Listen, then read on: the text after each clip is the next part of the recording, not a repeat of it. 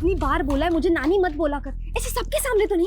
अरे मैम आप क्यों ले आई? मुझे बता देती ना, मैं ले आता खाली टिफिन। अरे तू कहीं और गया था ना डिलीवरी के लिए, इसलिए मैं ले आई।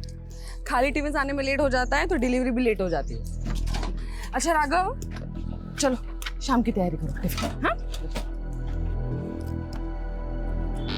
फाल्गुनी, तुम्हारी कामयाबी की चाबी बन सकता हूँ मैं। तो मेरे प्रपोजल के बारे में क्या सोचा? अरे संजीव, तुम बाहर क्या कर रहे हो? अंदर आओ।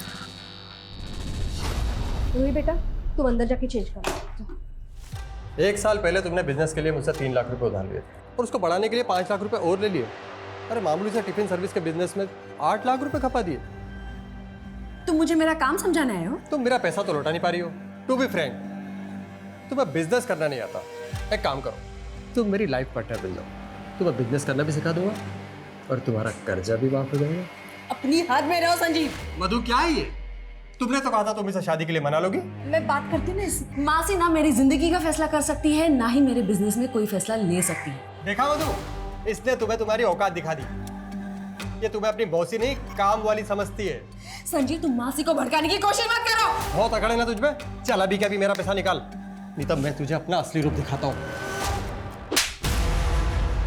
मुझे हैरास करने की कोशिश मत करना संजीव, तुम्हें तुम्हारा पैसा मिल जाएगा, वो भी पूरे ब्याज के साथ। ब्याज तो मैं वसूल करूंगा, इस थप्पड़ का भी।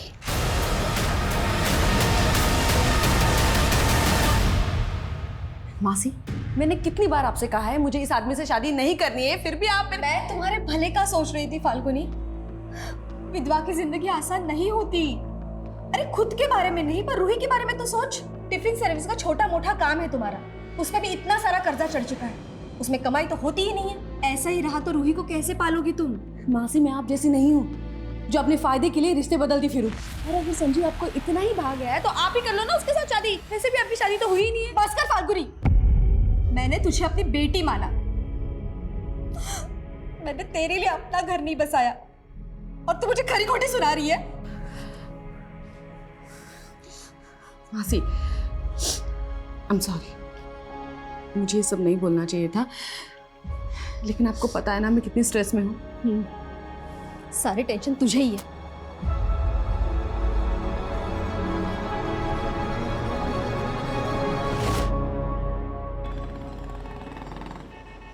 मम्मा मुझे बड़ा घर नहीं चाहिए, ना कार्स ना चॉपर, आप टेंशन मत लो। तू है तो मुझे क्या टेंशन है?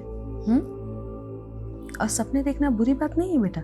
माना कि आज हमारे पास कुछ भी नहीं है, लेकिन हम मिलके अपना कल तो संवार सकते हैं ना। I know mama, you are the best.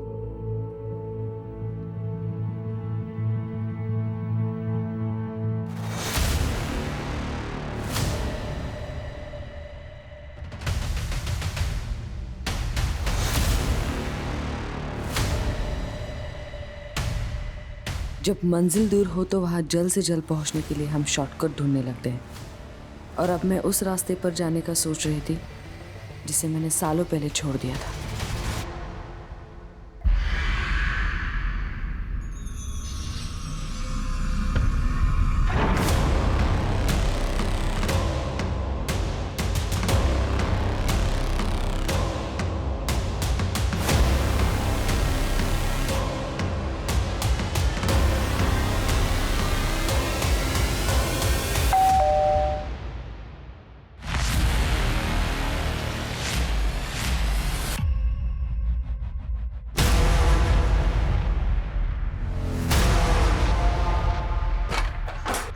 पकड़ रहे उसको। कौन आप लोग? क्या चाहिए? छोड़ो ये।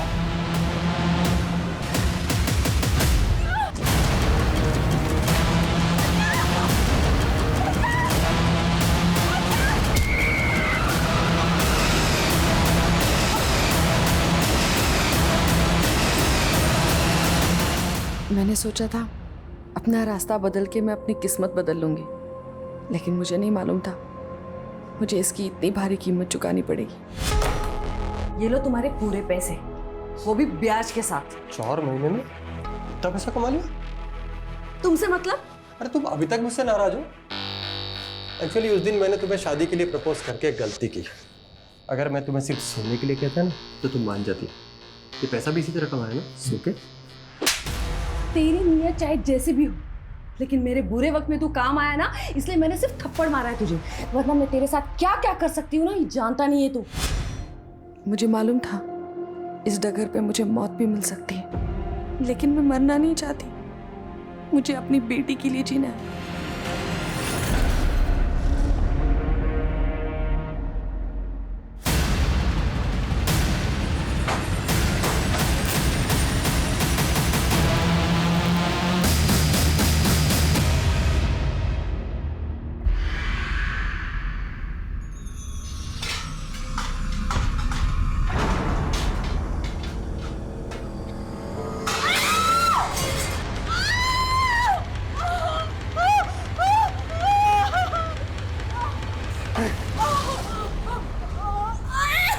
अपने शरीर दिखाने का बड़ा शौक है ना तुझे। तू मेरा देवर वहाँ पे पढ़ाई कर रहा है और तू उसको ले जाने की कोशिश कर रही है। ये क्या बोल रहे हैं आप? अच्छे से समझ रहे तुझे, अब ये तो नहीं चलेगा। यही पे काट दूंगा, यही पे काट दूंगा।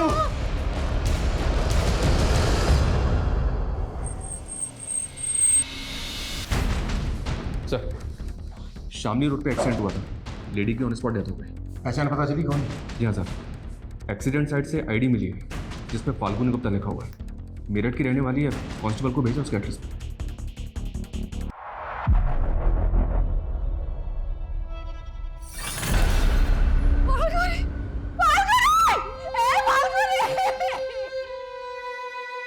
नानी कहाँ गई राघव अंकल? बेटा वो आ जाएंगी। और मम्मी वो कहाँ है? मधु जी, मैं समझ सकता हूँ इस वक्त आपके लिए जवाब देना कितना मुश्किल है, पर कुछ बातें हैं जो हमारे लिए जानना बहुत जरूरी है। फाल्गुनी का एक्सीडेंट शामली रोड पर। फाल्गुनी शामली में कहाँ जा रही थी? शामली? सर वो तो 2 दिन से शहर के बाहर गई थी। शहर से बाहर कहाँ? सर वो मुझे नहीं पता, पर अपना टिफिन का काम दूसरे शहर में भी फैलाना चाहती थी। मधु जी, जिस जगह पर फाल्गुनी का एक्सीडेंट हुआ वो जगह आपके घर से कोई 60-70 किलोमीटर की ही दूरी पर है, और आप कह रही हैं कि फाल्गुनी 2 दिन से शहर से बाहर थी। सर ऐसा भी तो हो सकता है वो घर लौट रही हो और रास्ते में उसके साथ।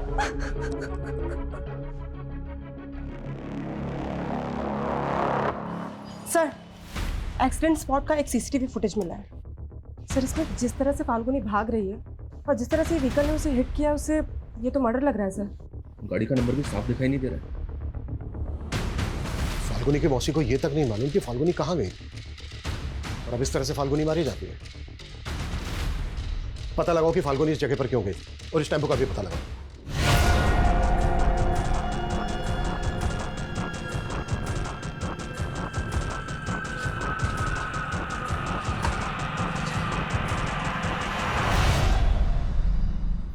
बहुत पढ़ाई कर रहे हो मेरे पीछे से। चलो आज तुम्हारा इम्तिहान लेते हैं। आजा। पानी।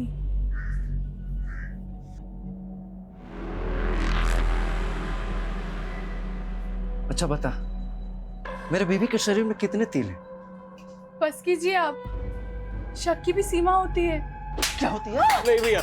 अच्छा, मतलब इसको मारो तो तुमको दर्द होता है? इतने नजदीक आ गए हो तुम दोनों। हिम्मत है? हैं? इधर आ। हिम्मत है तो मेरे पीछे से छुप छुप के जो करते हो मेरे सामने करके दिखाओ। चलो चलो। ये क्या बोल रहे हैं आप? क्या बोल रहा हूँ? क्या बोल रहा हूँ? क्या बोल रहा हूँ? क्या बोल रहा हूँ? ठान के आया हूँ। हमको धोखा दोगे तो यहीं पे जान से मार दूंगा।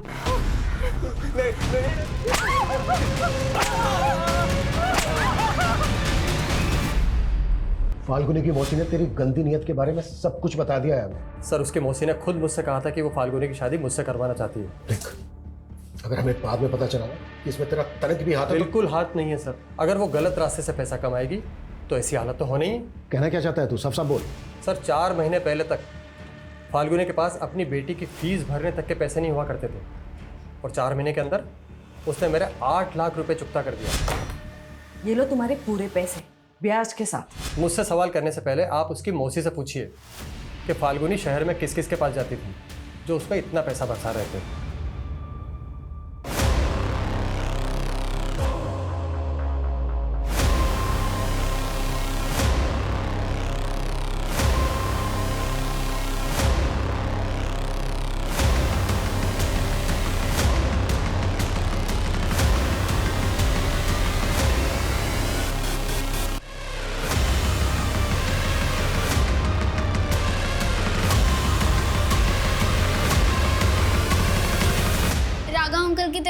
मुझे झूठ बोल रहे हो ना?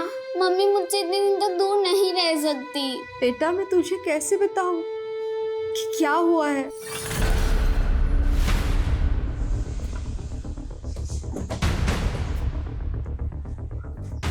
सर संजीव तो जलता था फाल्गुनी से, आप उस पर भरोसा कैसे कर सकते हो? देखिए, अगर संजीव ने कुछ किया है तो बचेगा नहीं, लेकिन आपको भी तो नहीं मालूम कि हत्या के 2 दिन पहले से फाल्गुनी कहाँ थी? सर मुझे सच में नहीं पता।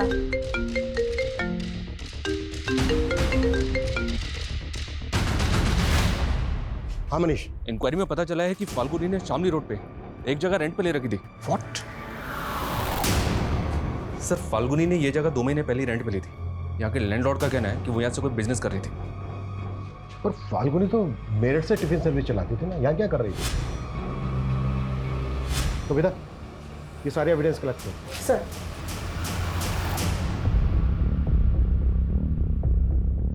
निर्भीक एजेंसी, इस नाम से एग्रीमेंट करवाया था फाल्गुनी ने। अच्छा, किस तरह का बिजनेस था? मतलब वो क्या कर रही थी, कुछ बताया था? सर कंसल्टेंसी का बिजनेस बता रही थी, बोल रही थी कि अभी स्टैब्लिश कर रही हूँ, कुछ दिनों बाद ये जगह रिनोवेट करके ऑफिस खोल लेगी। 12 तारीख को आई थी क्या फाल्गुनी? नहीं सर, वो यहाँ कभी कभी आती थी। ठीक है, हमें एग्रीमेंट के पेपर चाहिए। जी सर।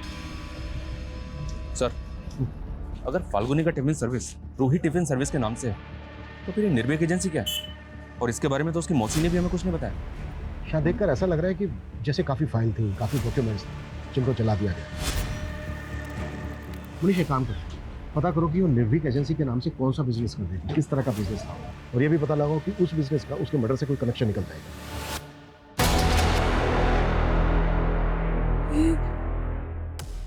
ये सही नहीं किया हमने। आप भूल गई इस आदमी ने हमारे साथ क्या क्या किया है? लेकिन जो भी था ये मेरा पति है।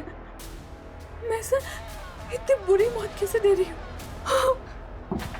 अब इतना मत सोचिए, इसके अलावा और कोई चारा नहीं था हमारे पास।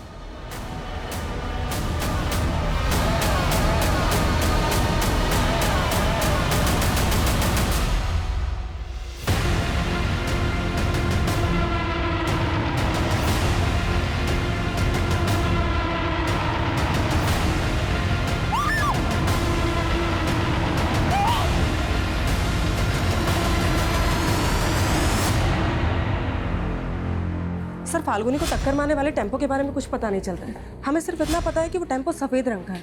पॉसिबल है कि क्रिमिनल्स ने उसका रंग बदल दिया। तो फिर इतनी प्लानिंग की किसने होगी और किस मकसद से? सर फाल्गुनी ने निर्भीक एजेंसी नाम से एक करंट अकाउंट भी खोला था। इस अकाउंट की डिटेल्स निकाली तो पता चला कि एक डिटेक्टिव एजेंसी है। Detective agency? यस सर, और 4 महीने पहले ही फाल्गुनी को इसका लाइसेंस मिला है। मतलब जिसे हम टिफिन सर्विस चलाने वाली एक साधारण औरत समझ रहे थे, असल में एक प्रोफेशनल डिटेक्टिव भी थी। मैंने फाल्गुनी के बैंक ट्रांजैक्शंस भी चेक किए, पता चला कि उसमें 4 लोगों ने पैसा ट्रांसफर किया और ये 4 लोग कोई और नहीं, फाल्गुनी के क्लाइंट्स थे। सर ये चारों केसेस मैट्रिमोनियल डिस्प्यूट्स और फोर्जरी के थे, जिनको फाल्गुनी ने सक्सेसफुली खत्म कर दिया था। तो उसके ऑफिस में मौजूद फाइल्स और डॉक्यूमेंट्स को जलाया क्यों गया होगा? क्या उनमें किसी के राज छुपे थे जिन्हें फाल्गुनी उजागर करने वाली थी?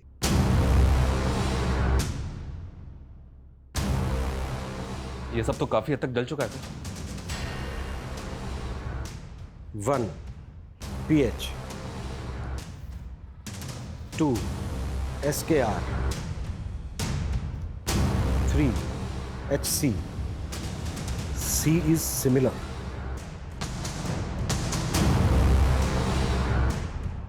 शर्मा, भले ही मैक्सिमम स्टफ जल गया है, लेकिन इससे ये क्लियर हो गया है कि फाल्गुनी जरूर कोई ऐसा केस इन्वेस्टिगेट कर रही थी जो उसके मर्डर की वजह बना। सर फाल्गुनी के सीडीआर में कोई सस्पिशियस नंबर भी नहीं मिला, लेकिन सर फाल्गुनी की लोकेशन पिछले 2 महीने से अक्सर मुजफ्फरनगर की थी, लेकिन सर उसके सीडीआर में मुजफ्फरनगर का कोई नंबर नहीं मिला। ये भी तो हो सकता है कि वो कोई दूसरा नंबर भी यूज करती हो। शर्मा, अपने सारे खबरों को एक्टिव करो, उनसे कहो कि वो पता लगाएं कि फाल्गुनी मुजफ्फरनगर में कहाँ जाती थी और किस किस से मिलती थी। Okay sir.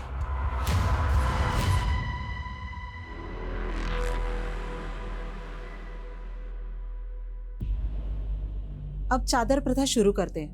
भैया यहाँ ना, पकड़ लीजिए। गिरीश, अपने दोनों हाथ इसमें डुबा के चारों कोने में छापा लगा दो।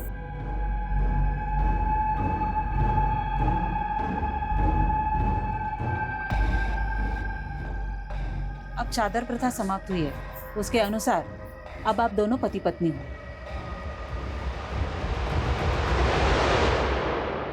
फाल्गुनी और डिटेक्टिव, ये सब बातें सुन के मैं खुद हैरान हूँ। सर, इस बारे में मुझे कुछ मालूम नहीं था। मधु जी, आप फाल्गुनी को उसके बचपन से जानती थी और 11 साल से तो आप उसके साथ रह रही थी। अगर आप उसके बारे में कुछ नहीं जानती तो क्या इसका मतलब हम ये निकालें कि फाल्गुनी भरोसा नहीं करती थी आप पर, ट्रस्ट नहीं था उसे, इसके लिए अपनी बातें छिपाती थी आपसे? सर, ऐसा भी तो हो सकता है वो जानबूझ के कर रही हो। अभी वो डिटेक्टिव थी तो ऐसे लोग अंडरकवर होके भी तो काम करते हैं ना। अच्छा। सर, मैंने आपको एक बात नहीं बताई थी। फाल्गुनी लॉ स्टूडेंट थी और उसके पिता के पास पैसे नहीं थे तो उसने अपनी पढ़ाई छोड़ दी थी। पर शादी के पहले वो क्रिमिनल लॉयर के पास काम करती थी सर। और शादी के बाद?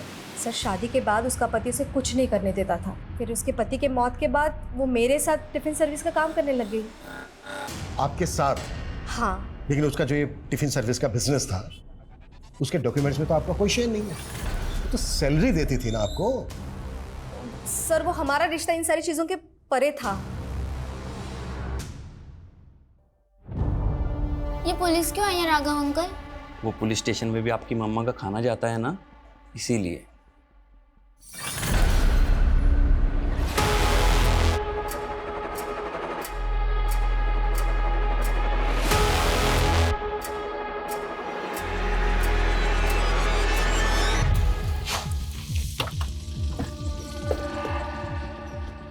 आइए सर।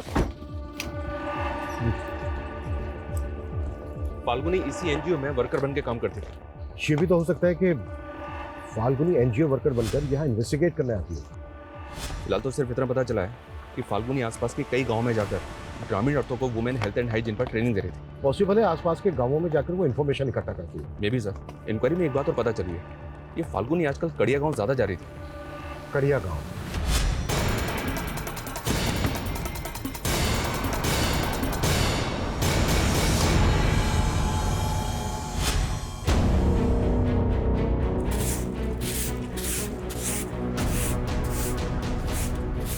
सुनिए,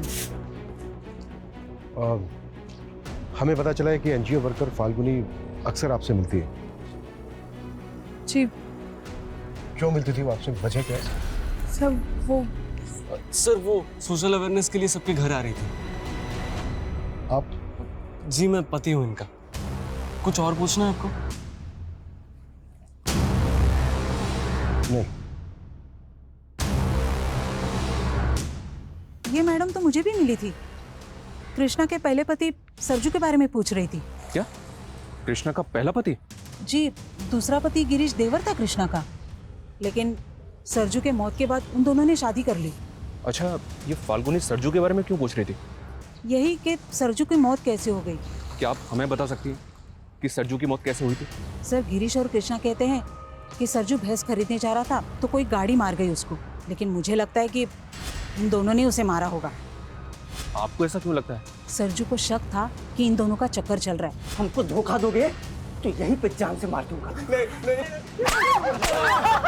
और एक बात, सरजू के मौत के 2 महीने पहले से वो काफी बीमार चल रहा था। खाट से उठा तक नहीं जा रहा था उसे। ऐसे में वो खुद पैदल चल के हाईवे तक कैसे जाएगा? मुझे लग रहा है सर, फाल्गुनी या सरजू की मौत का राज पता करने ही आई होगी। फाल्गुनी एक प्राइवेट डिटेक्टिव थी। इस तरह के लोग तभी इन्वेस्टिगेट करते हैं जब उन्हें कोई हायर करे। इस छोटे से गांव में कौन ऐसा होगा जिसने फाल्गुनी को हायर किया होगा? हमें ना लोकल पुलिस से कंफर्म करना चाहिए कि सरजू का एक्सीडेंटल केस में कोई फाउल प्ले था क्या, और क्या वाकई में यहाँ ऐसे राज दफन है जो फाल्गुनी की हत्या का कारण बने।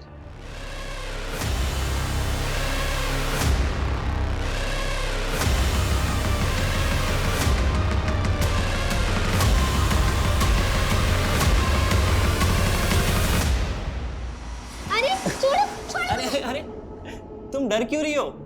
ये डॉल तुम्हारी मम्मी ने दी है तुम्हारे लिए। मम्मी ने?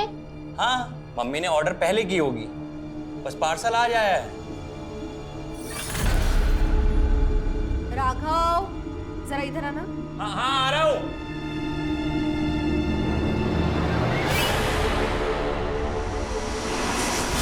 मम्मा, जाना सच में जरूरी है? हाँ बेटा, बहुत जरूरी है। वरना तुम ही बताओ, मम्मा तुमसे दूर इतने दिन के लिए रह सकती है? लेकिन आजकल आपके पास मेरे लिए टाइम ही नहीं होता है। सॉरी बेटा, मैं बहुत जल्द वापस आ जाऊंगी। मम्मा,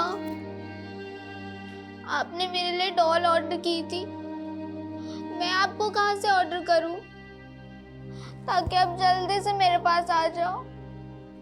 कहाँ चले गए मम्मा?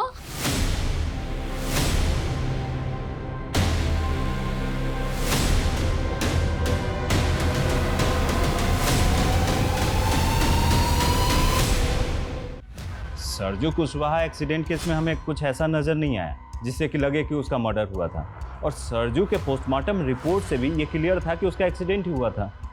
अच्छा, सरजू का जिस टेम्पो से एक्सीडेंट हुआ था वो सफेद रंग का था ना? नहीं, सरजू की बीवी ने बयान दिया था कि कोई सफेद रंग का ओल्ड कार था। तो वो जो कार थी, उस कार का कुछ पता चला? अभी तक तो नहीं। मुझे लगता है पुलिस वाला हमसे कुछ छुपा रहा है। हमें ना बहुत संभल के जांच करनी होगी। अगर फाल्गुनी सरजू के एक्सीडेंट को मर्डर मान रही थी तो जाहिर सी बात है वो लोकल पुलिस पे शक कर रही होगी। शर्मा, पता करो कि फाल्गुनी लोकल पुलिस से मिल रही थी क्या, और याद रहे पूरी एहतियात के साथ। Okay sir. मेरठ पुलिस हमारे घर तक पहुंच गई। मैं बता रहा हूँ, अगर मैं उनके हत्थे चढ़ा ना तो तुम सबकी पोल खोल दूंगा मैं। डर मत, पुलिस, नेता, प्रशासन सब मेरी जेब में है। सरजू का भूत भटक रहा है, वो ना हमसे बदला लेगा, वो बदला लेगा हमसे। इतना मत सोचो, सब ठीक हो जाएगा।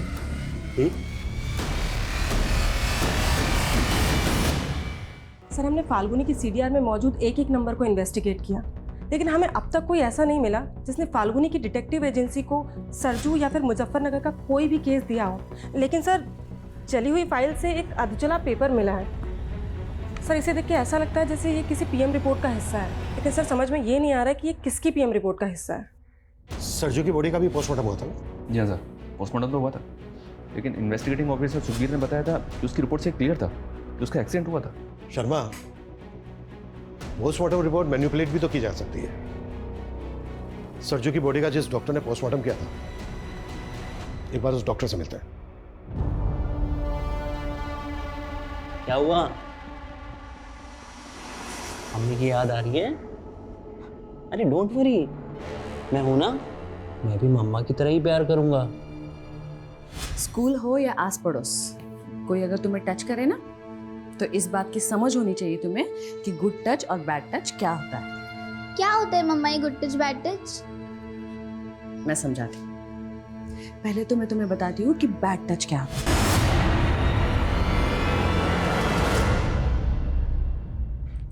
एक्सक्यूज मी, डॉक्टर पाल जो पोस्टमार्टम करते हैं कहाँ मिलेंगे?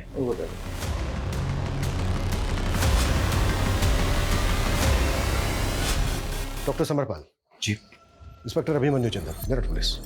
हमें पता चला है कि आपने कड़िया गांव के सरजू कुशवाहा नाम के आदमी की बॉडी का पोस्टमार्टम किया था। सर, मैं बहुत सारे विक्टिम का पोस्टमार्टम करता रहता हूँ, मुझे रिकॉर्ड चेक करने हैं। प्लीज।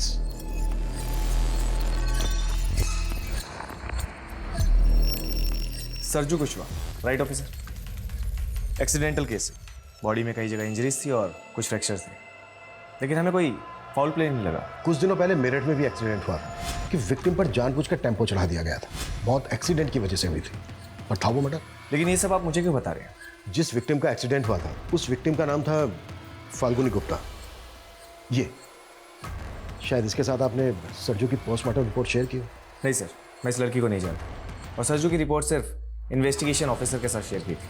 ठीक है डॉक्टर, हमें इस रिपोर्ट की एक कॉपी चाहिए होगी। मैं आपको प्रोवाइड करता हूँ। Thanks doctor. मैं तो तुम्हें चाहता था, लेकिन तुमने मेरा ध्यान फाल्गुनी की तरफ मोड़ दिया, और अब उसके मर्डर का इल्जाम भी मेरी तरफ मोड़ दिया। मुझे पता है ना तू कितना बड़ा कमीना है। वो तो मैं हूँ, लेकिन तुझे मैं फुल सपोर्ट करूंगा फाल्गुनी के बिजनेस को टेक ओवर करने में।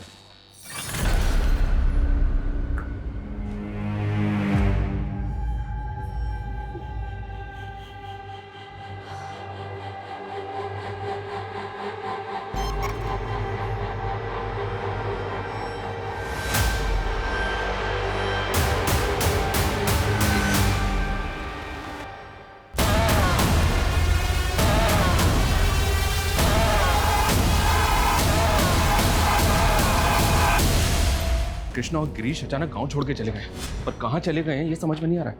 उनका गायब होना यही इंडिकेट करता है कि सरजू का एक्सीडेंट नहीं बल्कि मर्डर हुआ था।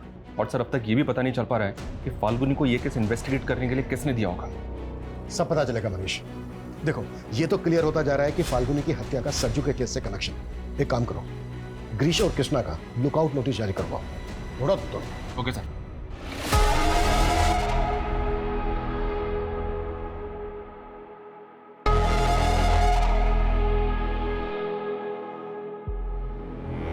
मेरठ पुलिस मेरे हॉस्पिटल तक पहुंच चुकी है। सरजू और फाल्गुनी के बारे में पूछताछ कर रही थी।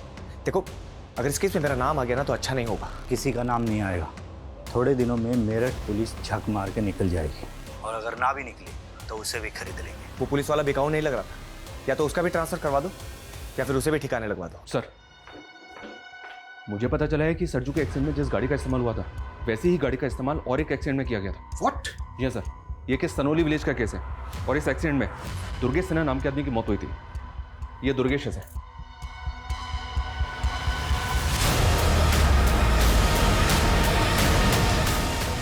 और इस केस में भी गाड़ी का कुछ पता नहीं चला। आखिर इस मिस्टीरियस व्हीकल की मिस्ट्री क्या है? अगर ये सबके साथ मर्डर थे तो फिर ये कौन करवा रहा था और क्यों? फाल्गुनी के मर्डर को भी एक्सीडेंट का रूप देने की कोशिश की गई। क्या फाल्गुनी कुछ ऐसा इन्वेस्टिगेट कर रही थी जिसके पीछे गहरे राज छिपे थे? एक बार दुर्गेश के केस के इन्वेस्टिगेटिंग ऑफिसर से मिलता है। हमें दुर्गेश के केस में ऐसा कोई फॉल प्ले नजर नहीं आया जिससे लगे कि वो मर्डर हो, और पोस्टमार्टम रिपोर्ट में यही आया था कि दुर्गेश की मौत एक्सीडेंट से हुई है। पोस्टमार्टम रिपोर्ट दिखाएंगे दुर्गेश की? हाँ sure. Thank you.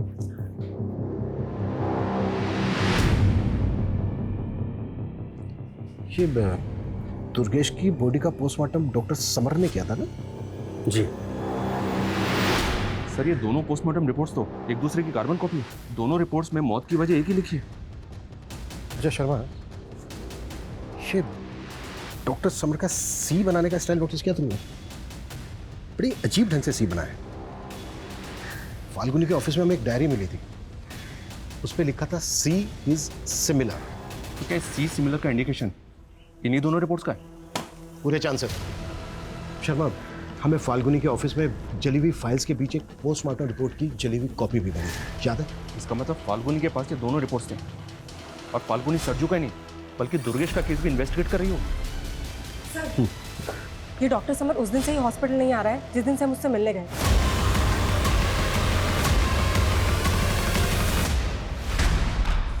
Doctor summer का है? मुझे नहीं मालूम। कब से नहीं हुआ घर पे? सर पिछले 3 दिन से घर नहीं आया वो। तुम चेक करो, कुछ भी छोटा नहीं चाहिए। लेकिन हुआ क्या है, कोई बताएगा? बताते हैं।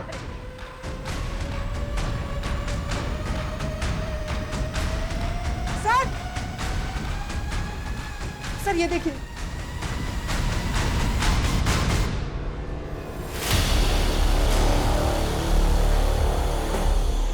इतनी सारी डॉल्स, इलेक्ट्रॉनिक सामान, क्या ये सब क्या चल रहा है इस घर के अंदर? सर मेरे बेटे को इलेक्ट्रॉनिक गुड़िया बनाने का शौक है।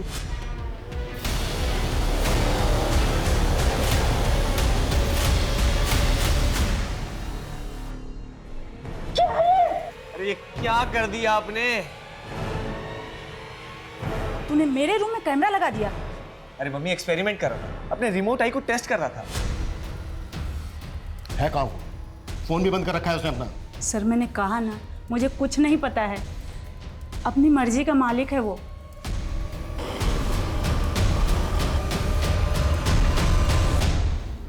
ये दुर्गेश सिन्हा यही रहते थे ना?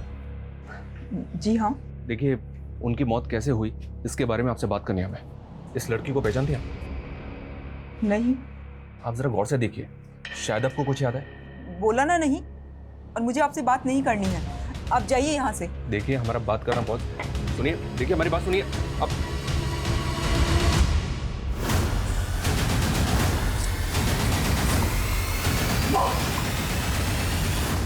मम्मा, मैं तो डर गई। मैंने सोचा 2 दिन बाद वापस आई हूँ ना, तो ऐसे सरप्राइज करती तुझे। लेकिन मम्मा, मैं आपको बता नहीं सकती। जब आप चली जाती है तो यहाँ पर फाल्गुनी तुम आ गई? हाँ मासी। हाँ, रूही ने आपको तंग तो नहीं किया मेरे पीछे से? अरे नहीं, बहुत अच्छे से रही है वो। मम्मा, मैं क्यों नहीं बता पाई आपको वो सब। सर, दुर्गेश की बीवी का ऐसा रवैया देख के ताज्जुब हो रहा है। मुझे ऐसा लग रहा है कि सरजू की तरह दुर्गेश की मौत की हकीकत भी कुछ और ही है। मैंने मॉर्चरी में पता किया, पिछले 3 महीने में डॉक्टर समर ने 15 बॉडीज का पोस्टमार्टम किया और उन 15 में से 9 एक्सीडेंटल केसेस हैं। तो क्या ऐसे और भी केसेस हैं? इस डायरी में ना कुछ अल्फ़ाबेट्स लिखे हैं जिनको देख के ऐसा लगता है कि जैसे ये विक्टिम्स के नामों का शॉर्ट फॉर्म हो सकता है। जैसे सरजू का सरनेम है कुशवाहा, यानी कि सरजू कुशवाहा। और ये देखो, ये 7वें नंबर पे लिखा है SK। ऐसे ही दुर्गेश का सरनेम है सिन्हा, यानी कि दुर्गेश सिन्हा। और ये यहाँ 9वें नंबर पे लिखा है DS। ऐसे ही जो बाकी के विक्टिम्स हैं उनके भी नाम और सरनेम के अल्फ़ाबेट्स मैच हो रहे हैं। माय गॉड, यानी सर ये केस तो हमारी सोच से भी परे का निकला। बस ये समझ में नहीं आ रहा है कि फाल्गुनी से ये सब इन्वेस्टिगेट कौन करवा रहा है।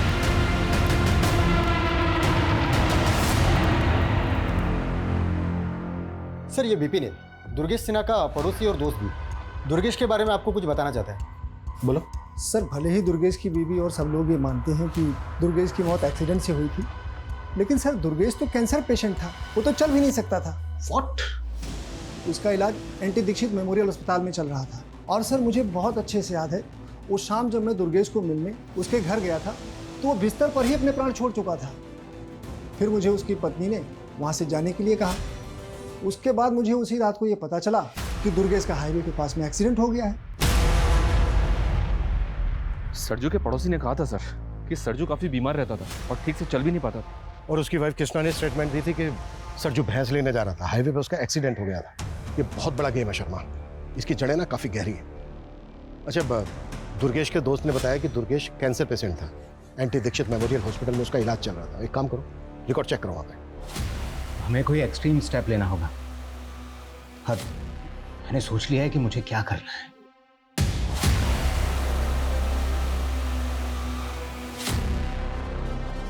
नहीं सर, दुर्गेश सिन्हा नाम के सर किसी पेशेंट का रिकॉर्ड नहीं है यहाँ पर, और ना ही सर इस नाम के किसी कैंसर पेशेंट का इलाज हुआ है इस हॉस्पिटल में।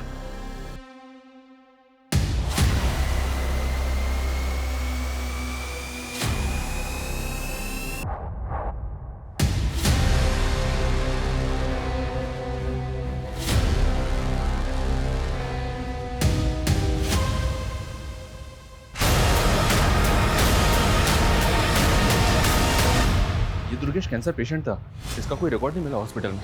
लेकिन मैंने इंक्वायरी करवाई। डॉक्टर समर ने जिन 9 और एक्सीडेंटल विक्टिम्स का पोस्टमार्टम किया था, उन सब के केसेस भी सरजू और दुर्गेश के केस की तरह सस्पिशियस थे। और ये सारे के सारे विक्टिम्स लोअर मिडिल क्लास या फिर पुअर फैमिली से बिलोंग करते थे। ये काफ़ी ताज्जुब भरा है कि ऐसे बैकग्राउंड के लोगों को क्यों और किस मकसद से मारा गया और उनके मर्डर को एक्सीडेंट का रूप दिया गया।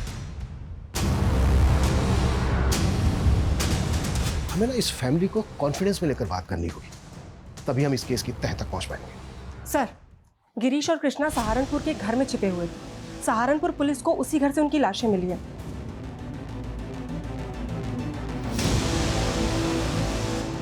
सर, क्राइम सीन से सुसाइड नोट मिला था, शायद इन दोनों ने सुसाइड किया। हमने अंजाम की परवाह नहीं की और एक करार कर लिया, मौत से करार। मौत का ऐसा करार कि अब मौत से पीछा छुड़ाना मुश्किल है।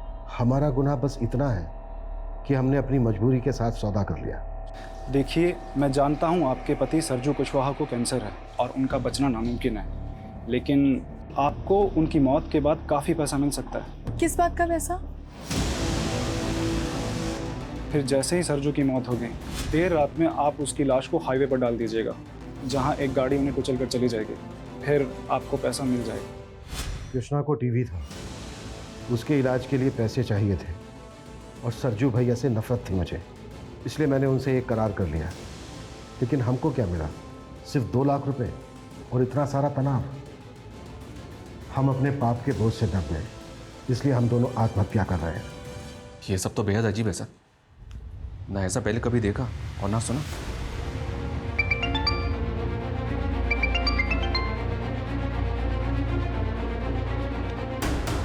जैन साहब,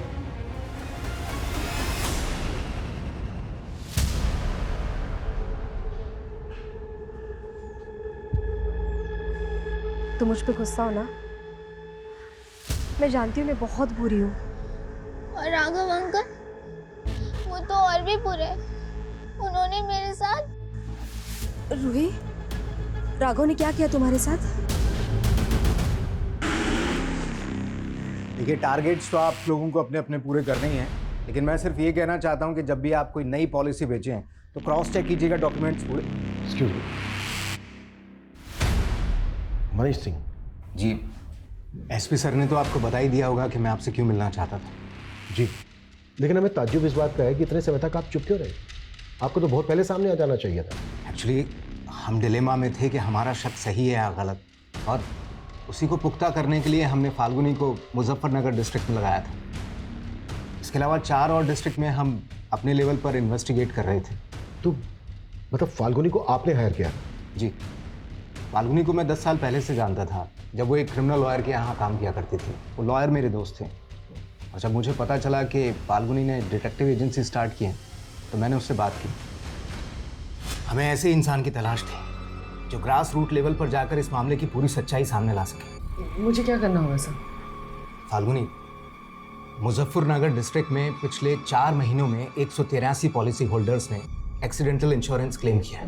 ये काफ़ी स्ट्रेंज है, क्योंकि ये सारे लोग लोअर बैकग्राउंड से आते हैं, और पॉलिसी लेने के 1 महीने पहले ही इन लोगों ने अपने पैन कार्ड बनवाए और बैंक में अकाउंट खुलवाए। उसके पहले इनका किसी भी बैंक में कोई भी अकाउंट नहीं था, और पॉलिसी लेने के 1-1.5 महीने बाद इनका एक्सीडेंट हो गया। सर, इसमें पक्का फाउल प्ले है, वरना इतने सारे लोगों के साथ सेम हादसा कैसे हो सकता है? मुझे लगता है कि ज़रूर किसी ग्रुप ने या किसी गैंग ने इनसे ये सब करवाया होगा। फाल्गुनी एकदम सही डायरेक्शन में थी। हमें भी हिंट मिलने लगे थे कि इन सब के पीछे कोई ना कोई ऑर्गेनाइज्ड गैंग है, और इसमें काफ़ी पुलिस वाले और काफ़ी पोस्टमार्टम डॉक्टर्स शामिल हैं। लेकिन इसके पहले कि फाल्गुनी हमें कोई प्रूफ देती, उसका मर्डर हो गया, और तब हम श्योर हो गए। हमारे बाकी इन्वेस्टिगेटर्स ने भी हमें इंफॉर्मेशन दी थी। 500 से ज़्यादा केसेस हैं, 100 करोड़ से ज़्यादा इंश्योरेंस क्लेम हुआ है। व्हाट? 500 से ज़्यादा केसेस? मतलब हम ये मान सकते हैं कि 500 से ज़्यादा लोगों का मर्डर हुआ है जिसको एक्सीडेंट का रूप दिया गया? शायद, लेकिन इसके पीछे किंगपिन कौन है, किसके इशारे पर ये सब कुछ हो रहा है, वी आर स्टिल क्लूलेस। ये जितने भी सारे केसेस हैं, आप हमें इनकी डिटेल्स दीजिए। जी।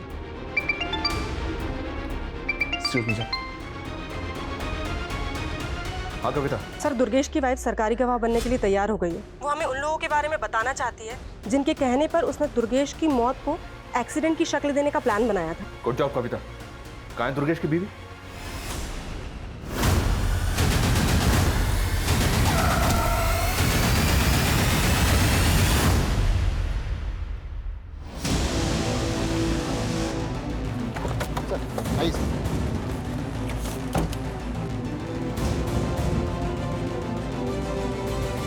सर, ये तो हमें सब कुछ बताने वाली थी, और इसको भी मार दिया क्या? सर, विटनेस ने बताया कि सफ़ेद रंग का टेम्पो था, और टेम्पो इस डायरेक्शन में गया। आगे जो चेक पोस्ट है, इन्फॉर्म किया उनको? सर।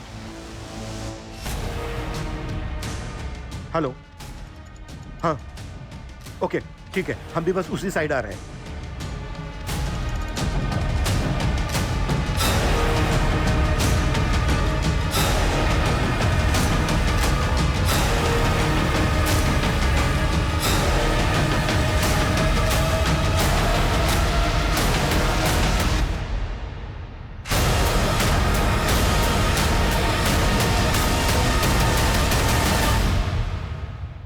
कंपनी का रीजनल मैनेजर ही कंपनी के साथ इतनी बड़ी कॉन्स्पिरेसी कर रहा है। मुझे कोई फंसा रहा। ओए, फंसा रहा है? हाँ, तेरे गुनाहों की लंबी चेन तोड़ दी हमने। टेम्पो ड्राइवर हिस्ट्री चीटर है। इंस्पेक्टर सदानंद के कहने पर वो तेरा मर्डर कर रहा था। इंस्पेक्टर सदानंद ने तेरे कजन कपिल का नाम लिया है, और कपिल ने तुम लोगों की सारी पोल खोल दी है। और भी बहुत सारे लोग शामिल है ना इसमें, और ज्यादातर को तू रास्ते से हटा चुका है, जैसे डॉक्टर समर। इन सब का किंगपिन तू है ना? चलो बोल। ये सब मेरे कज़न कपिल की खुरापात थी। एक दिन दारू के नशे में उसने मुझे बताया कि उसका एक एक्सीडेंट पॉलिसी होल्डर कैंसर का पेशेंट था। कपिल ने उसकी फैमिली के साथ मिलकर ऐसी कॉन्स्पिरेसी रची कि उसका क्लेम पास हो गया। और यहीं से तुझे इन गुनाहों की तरकीब सूझी? हाँ सर, सबसे पहले हमने ऐसे पेशेंट्स की हॉस्पिटल से डेटा निकालना शुरू किया, और फिर जो फैमिलीज़ मान जाती थी हम उनका अकाउंट खुलवाते थे और उन्हें एक्सीडेंटल पॉलिसी खरीदवाते थे, और जब उनकी मौत हो जाती थी तो उनकी फैमिली हमें बताती थी, और फिर हम उनकी लाशों पर से गाड़ियाँ चढ़ाकर उन्हें एक्सीडेंट की शक्ल दे देते थे। सदानंद और सुखवीर जैसे पुलिस इंस्पेक्टर ऐसे केसेस को एक्सीडेंटल केसेस बनाकर फाइल बंद कर देते थे, और समर जैसे पोस्टमार्टम डॉक्टर ऐसी पोस्टमार्टम रिपोर्ट बनाते थे जिसमें कोई फाउल प्ले नजर न आए। हाँ सर, हॉस्पिटल रिकॉर्ड से हम उन पेशेंट के नाम गायब करवा देते थे ताकि किसी को पता ना चले कि उन्हें जानलेवा बीमारी थी। एक रिकॉर्ड गायब करने की फीस 35,000 फिक्स थी, और क्लेम करने वाले को तुम लोग 50-50 हज़ार रुपए देते थे, ज़्यादा से ज़्यादा 1 लाख रुपए। उनका बैंक अकाउंट भी खुद ऑपरेट करते थे, और जैसे क्लेम का पैसा अकाउंट में आता था पैसे निकाल के गायब। और फाल्गुनी का कसूर यह था कि उसने तुम्हारे इन गुनाहों की लंबी चेन का पता लगा लिया था। हाँ सर, वो जिस तरह से मनीष सर को रिपोर्ट कर रही थी वो मेरे लिए खतरा बनती जा रही थी, इसीलिए उसको ख़त्म करना ज़रूरी था, और वो सबूत मिटाने भी ज़रूरी थे जो उसने मेरे खिलाफ जुटाए थे।